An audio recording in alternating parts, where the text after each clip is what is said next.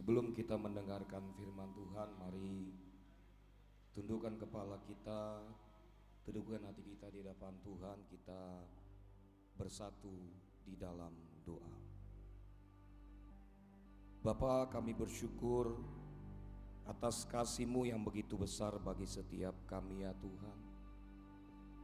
Kalau kami bisa bersama-sama dalam doa bersama Bayangkari mendukung Polri yang presisi untuk negeri yang ke-71 tahun. Kami bersyukur atas kesempatan ini ya Tuhan. Kami bersyukur atas anugerah-Mu bagi setiap kami ya Tuhan. Kami tidak lupa berdoa, Tuhan berkati Bapak Kapolri Jenderal Listio Sigit dan Ibu Juliati Sigit beserta anak-anak diberkati oleh Tuhan. Bapak Wakapolri Komjen Pol Agus Andrianto beserta Ibu Evi Agus dan anak-anaknya diberkati oleh Tuhan. Bahkan seluruh jajaran pejabat utama Mabes Polri beserta seluruh anggota dan staf diberkati oleh Tuhan. Bahkan seluruh pengurus pusat Bayangkari dan anggota diberkati Tuhan menjadi wanita-wanita yang kuat di dalam Kristus. Terima kasih Tuhan Yesus yang baik. Sebentar kami akan duduk diam mendengarkan firman-Mu. Urapi hamba-Mu, kuduskan hamba-Mu, sucikan hamba-Mu, agar setiap kata kalimat firman Tuhan yang bersampaikan di tempat ini memberkati setiap kami, mengajar setiap kami, menegur setiap kami. Sembunyikan hamba-Mu di belakang kayu salib-Mu. Biar Yesus saja dimuliakan, ditinggikan di tempat ini. Berbicaralah bagi setiap kami ya Tuhan. Kami siap mendengarkan firman-Mu. Demi nama Yesus yang siap dengar firman Tuhan, sama-sama kita yang percaya katakan amin. Shalom. Baik yang ada di online, shalom. Terima kasih kepada Ketua Umum Bayangkari Ibu Juliati Sigit dan pengurus Bayangkari Pusat yang telah mengundang saya dalam ibadah doa bersama Bayangkari mendukung Polri presisi untuk negeri yang ke-71 tahun. Pepatah dunia mengatakan bahwa tak kenal maka tak sayang. Perkenalkan, nama saya Pendeta Samuel Coki Panjaitan, Master Teologi. Saya pendeta di salah satu gereja dan saya sehari-hari bekerja sebagai staf keuangan dan saya sebagai dosen di salah satu STT dan saya sudah punya istri 1, anak 2. Bapak Ibu, saudara-saudariku, hari ini saya membawakan satu tema yang sangat menarik, yaitu pelajaran berharga dari kehidupan Hana. Nah, ibu-ibu Bayangkari yang dikasih dalam nama Yesus, pengalaman Hana membuat hidupnya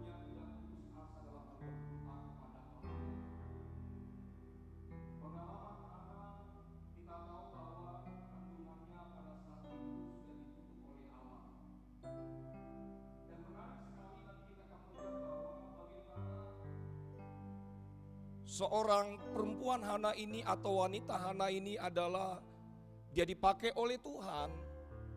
Bagaimana dia berseru di hadapan Allahnya sehingga kandungannya yang ditutup oleh Allah dan dibuka oleh Allah dan pada akhirnya memiliki keturunan. Langsung saja kita akan bersama belajar terambil di dalam satu yaitu Samuel pasal 2. Ayat yang pertama sampai dengan ayat yang ketiga.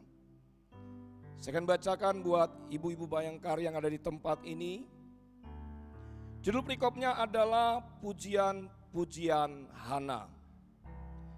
Lalu berdoalah Hana katanya, hatiku bersukaria karena Tuhan tanduk kekuatanku, ditinggikan oleh Tuhan.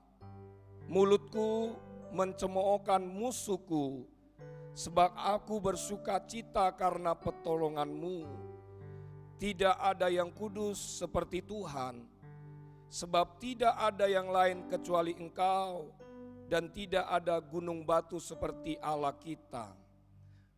Ayat yang ketiga, janganlah kamu selalu berkata sombong, janganlah caci maki keluar dari mulutmu, karena Tuhan itu Allah yang maha tahu, dan oleh Dia perbuatan-perbuatan diuji.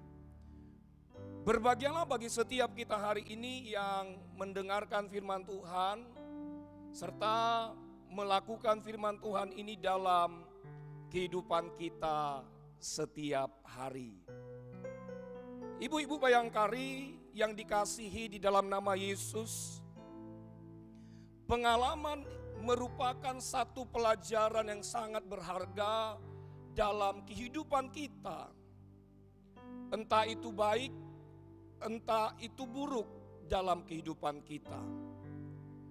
Pengalaman menjadikan kita menjadi lebih baik lagi di dalam Kristus. Pengalaman menjadikan Anda dan saya, ibu-ibu bayangkari, dewasa di dalam Kristus. Nah, Hana tentu memiliki pengalaman yang begitu hebat. Hana memiliki pengalaman yang luar biasa di dalam Tuhan. Dan pengalaman inilah yang dapat kita contoh dalam kehidupan kita setiap hari. Nah, sebelum kita masuk kepada poinnya, yang menjadi pertanyaan kita hari ini adalah siapakah itu Hana? Hana artinya kasih karunia atau belas kasihan Tuhan. Tentu Hana memiliki suami yang bernama Elkana. Lalu dia memiliki madunya, satu istri lagi bernama Penina. Selain Hana ada lagi istrinya yang bernama Penina. Nah, Penina ini memiliki 2 orang anak. Sudah memiliki keturunan. Sedangkan Hana belum memiliki keturunan pada saat itu. Nah, apa yang terjadi saudaraku yang dikasih dalam nama Yesus, ibu-ibu bayangkari yang dikasih dalam nama Yesus. Alkitab Anda saya mengatakan setiap tahun Elkana dan kedua istrinya Hana dan Penina mereka datang ke rumah Tuhan di Silo. Setiap tahun mereka mempersembahkan yaitu persembahan kepada Tuhan. Dan mereka datang untuk apa? Untuk berdoa di hadapan Tuhan. Nah, menarik sekali saudaraku kalau kita pelajari Alkitab kita baik-baik. Kita tahu bahwa Penina ini punya keturunan.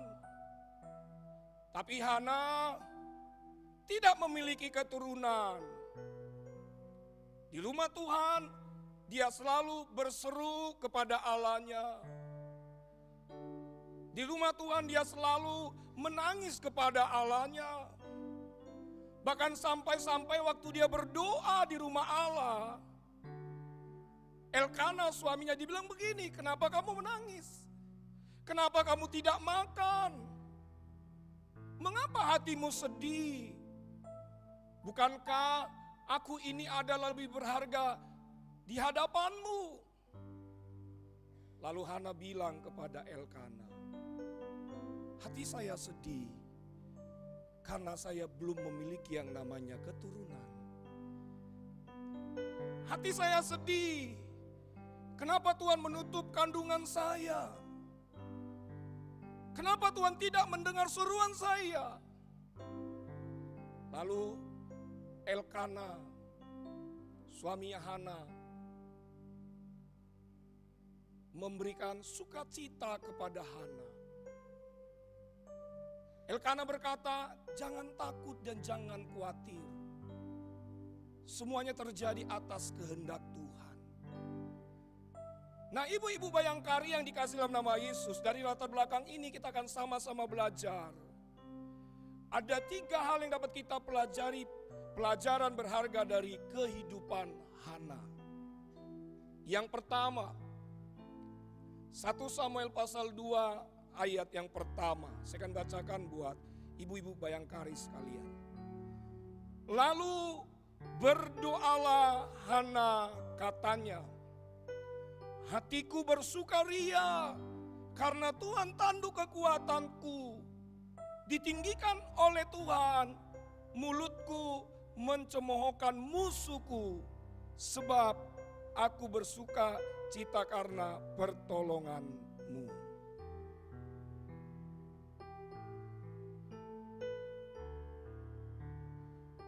Ayat yang pertama. Lalu berdoalah Hana, katanya, hatiku bersukaria karena Tuhan.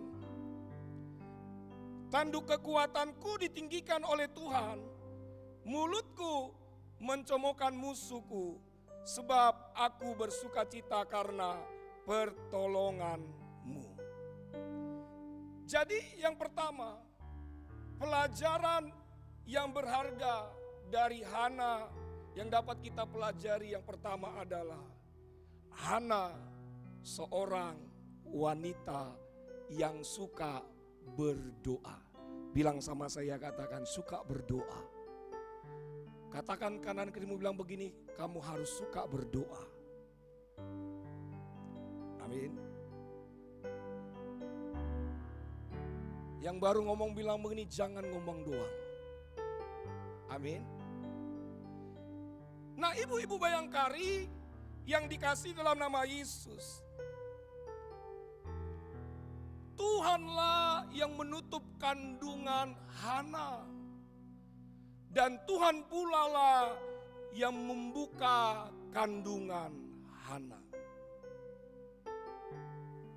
Kenapa Tuhan membuka kandungan Hana? Karena Hana tidak putus-putusnya berdoa di hadapan Tuhan.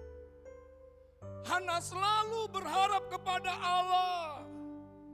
Apa yang terjadi ketika Hana tidak putus-putusnya berdoa? Alkitab saudara mengatakan bahwa doanya didengar oleh Allah. Doanya dijawab oleh Allah. Makanya ketika doanya dijawab oleh Allah, dalam pujian Hana berkata bahwa hatiku bersukaria karena Tuhan tanduk kekuatanku ditinggikan oleh Tuhan. Ibu-ibu Bayangkari yang dikasih dalam nama Yesus, mungkin kita sudah tahu apa arti doa itu. Mungkin kita sudah tahu pengertian tentang doa itu. Doa merupakan komunikasi kita di hadapan Tuhan. Doa merupakan satu percakapan antara manusia dengan Allah kita.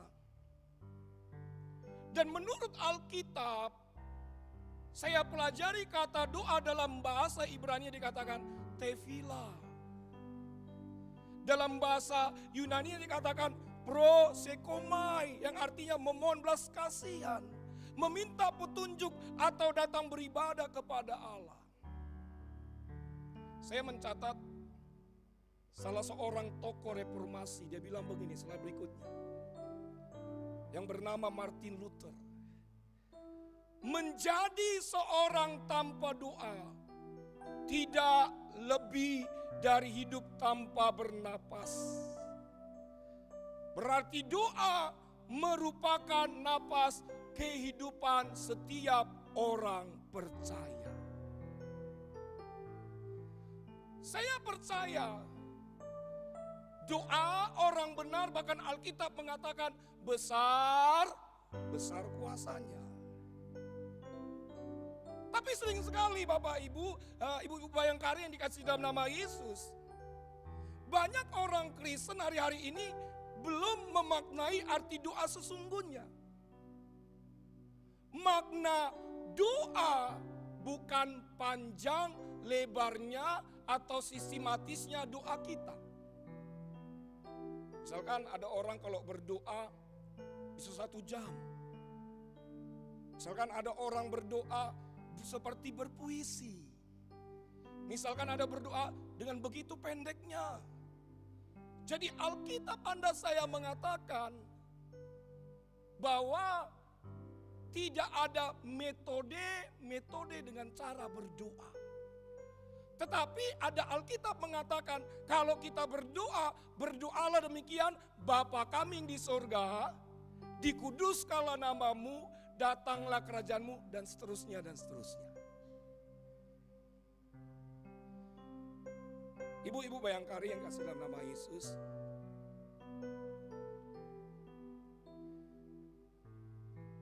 kita yang selalu berlutut menghadap Tuhan akan selalu bisa berdiri menghadapi apapun. Jadi kalau saudara hari-hari ini banyak pergumulan, tantangan hidup yang gak selesai-selesai dalam kehidupan kita, saya sebagai hamba Allah memberi pesan kepada kita, teruslah berdoa di hadapan Tuhan. Teruslah bersama-sama bergandengan tangan dalam hal berdoa, supaya Polri yang presisi untuk negeri kita tercinta. Teruslah bersama-sama bergandengan tangan dalam hal berdoa, supaya kita bisa melaksanakan tugas dan tanggung jawab kita dengan baik.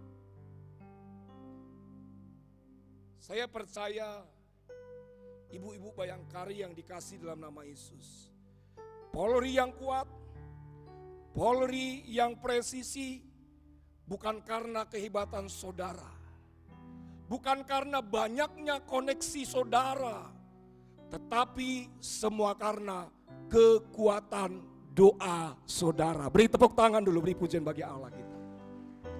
Semua karena doa ibu-ibu bayangkari yang ada di tempat ini. Katakan amin. Maka oleh sebab itu jangan remehkan dengan doa. Doa saudara penuh kuasa. Sampaikan saja isi hati saudara kepada Tuhan. Jadi itu yang pertama, bahwa Hana seorang wanita yang suka berdoa. Yang kedua, di ayat yang kedua, tidak ada yang kudus seperti Tuhan, sebab tidak ada yang lain kecuali Engkau, dan tidak ada gunung batu seperti Allah kita.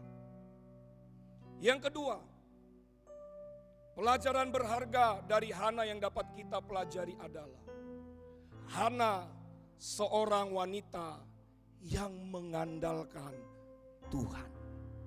Perhatikan di sana ada kata tidak ada gunung batu seperti Allah. Ibu-ibu bayangkari yang dikasih dalam nama Yesus, Hana menggambarkan Allah sebagai gunung batu. Gunung batu merupakan tempat yang paling layak untuk berteduh. Gunung batu merupakan tempat yang paling aman dan dapat diandalkan untuk bersembunyi dari orang-orang jahat dan yang paling aman untuk bersembunyi. Makanya Hana mengatakan bahwa Tuhan adalah gunung batuku. Yang menjadi pertanyaan kita hari ini adalah, apa itu mengandalkan Tuhan? Mengandalkan Tuhan dalam bahasa Ibrani dikatakan bats, yang artinya lebih yakin, lebih merasa aman, dan lebih mempercayakan diri sepenuhnya hanya kepada Tuhan. Jadi kita mempercayakan hidup kita sepenuhnya kepada Allah karena janji-janjinya pasti digenapi buat Anda dan saya.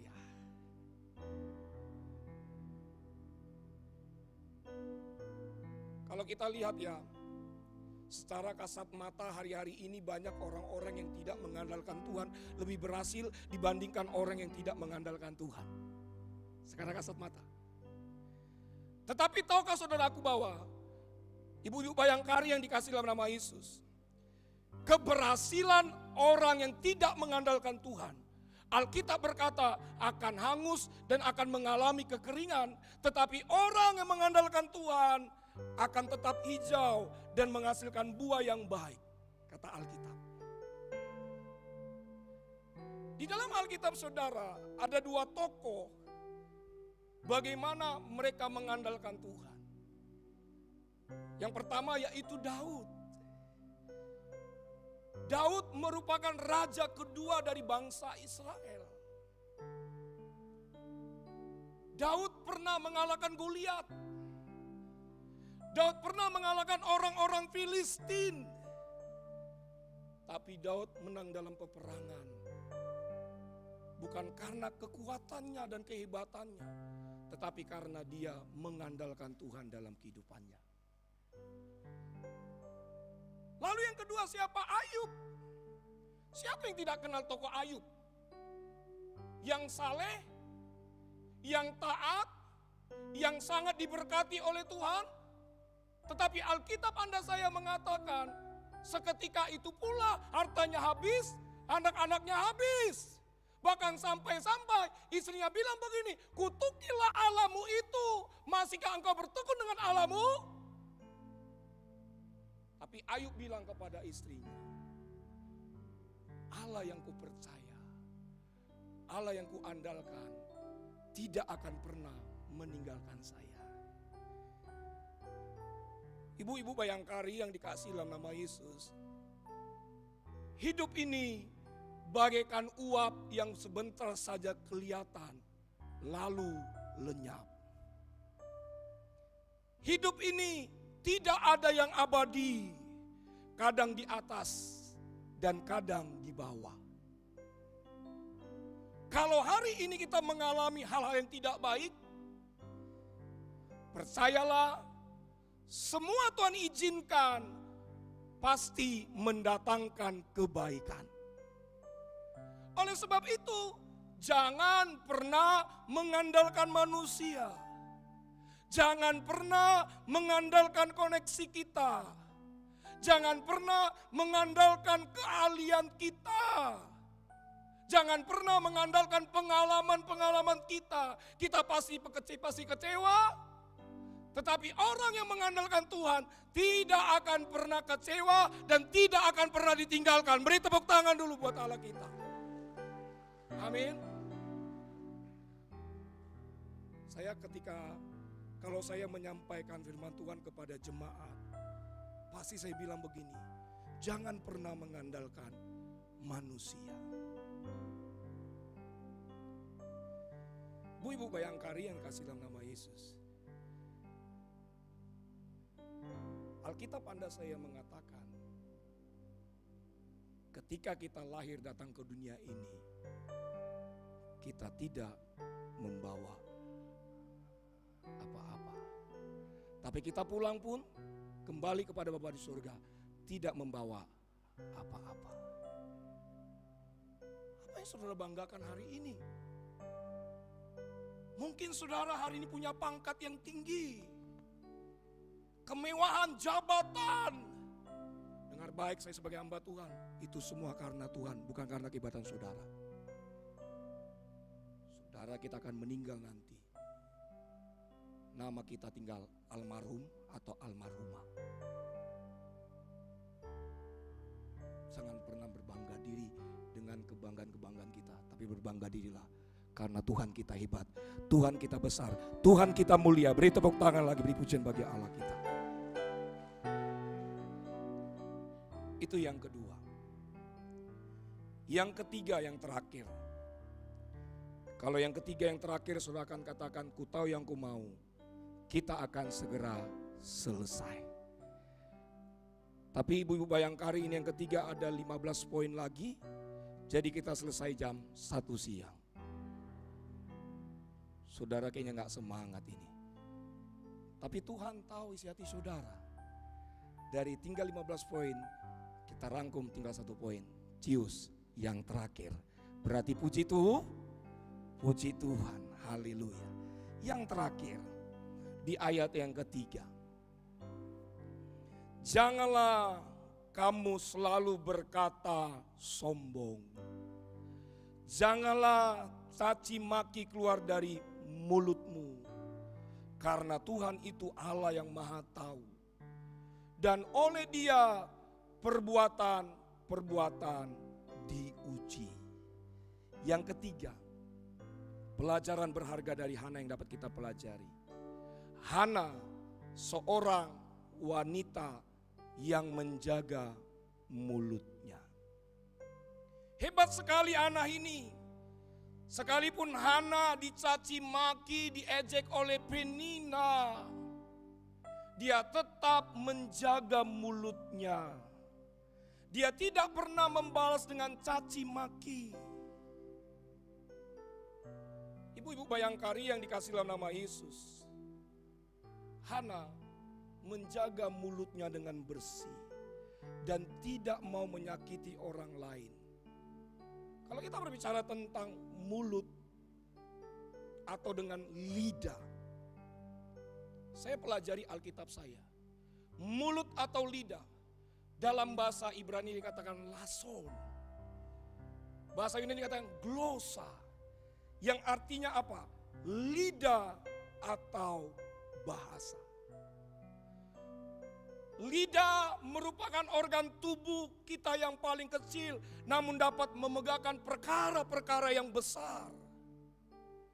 Dengan lidah kita, kita bisa mengutuk seseorang, dan dengan lidah kita, kita bisa memuji Tuhan. Lidah merupakan sesuatu yang buas dan yang tak dapat dikuasai oleh siapapun dan penuh dengan racun, dikatakan Alkitab. Lidah bisa mengendalikan seluruh anggota tubuh kita. Nah, oleh sebab itu, ibu-ibu bayangkari yang sangat saya cintai, dikasih dalam nama Yesus, mari kita menjaga mulut dan lidah kita. Karena setiap apa yang kita tabur pasti akan kita tuai. Ibu-ibu bayangkari, memang ada pepatah dunia mengatakan, memang lidah tidak bertulang. Karena Alkitab pun demikian berkata. Kita tidak bisa menahan semua lidah orang tentang kita. Kita tidak bisa menahan lidah teman-teman kita berbicara tentang kita. Ya mungkin ya kebanyakan memang, mohon maaf nih Bu Bayangkari nih. Kalau kami kan para lelaki kan suka menjaga lidah kami. Oh, saya minta maaf nih. Apalagi kalau udah ibu-ibu nongkrong.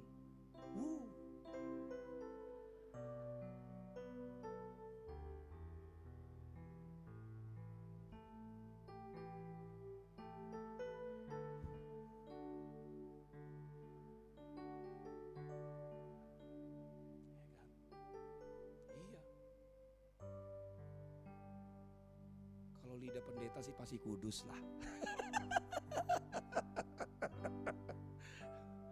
Tapi saya salutnya ya. Walaupun ya, Hana itu dicaci maki oleh Penina, Hana tetap menjaga mulut dan lidahnya.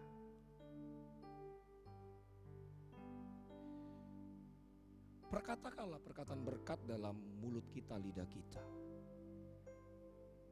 Kalau hari ini anak kita belum bekerja, perkatakan perkataan berkat, bilang anak saya pasti kerja. Kalau hari ini suami kita belum naik pangkat, selalu perkatakan dengan lidah kita, dengan mulut kita, kita katakan, karena bagi Allah tidak ada yang mustahil, suami saya pasti naik pangkat. Kalau hari ini suami kita dimutasi, perkatakan dengan mulut kita, lidah kita, bilang suami saya akan diangkat oleh Tuhan lebih naik lagi, naik pangkat, naik jabatan. Kalau hari ini saudara sakitnya tak tidak kunjung sembuh, jangan mengeluh Bu. Perkatakan dengan mulut kita, lidah kita, katakan saya pasti sembuh. Saya sembuh, saya diberkati, rumah tangga saya diberkati, suami saya naik jabatan, naik pangkat, pasti mendatangkan kebaikan. Beri tepuk tangan dulu, beri pujian bagi Allah kita. Lebih dahsyat lagi tepuk tangannya. Berkatakan, karena bagi Allah tidak ada yang mustahil.